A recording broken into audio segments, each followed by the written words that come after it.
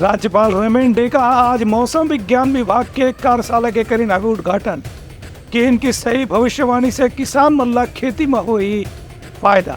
राज्यपाल रमन डे कहा आज मौसम विज्ञान विभाग के कार्यशाला के उद्घाटन करी। त मौका में राज्यपाल हकीन की खेती किसानी के दौर में आज जो बदलाव हुआ थे और मौसम विभाग की भविष्यवाणी के काफ़ी महत्वपूर्ण योगदान हो सका थे। खबर की यदि मौसम वैज्ञानिक आने वाला दिन में बारिश ज़्यादा या कम होने की भविष्यवाणी सटीक ढंग से करी तो किसान भी ओकरे अनुसार अपनी फसल की सुरक्षा और तैयारी के बारे में विचार कर सकते थे। ये कार्यक्रम में देश भर के मौसम विज्ञान के विशेषज्ञ शामिल हुए। संग संग जीवन के मौसम विज्ञान विभाग से सीधा या अप्रत्यक्ष संबंध है ऐसे पक्ष के लोगन मन भी हमें आमंत्रित करेगी। से रिपोर्ट उतलंघा न्यूज़।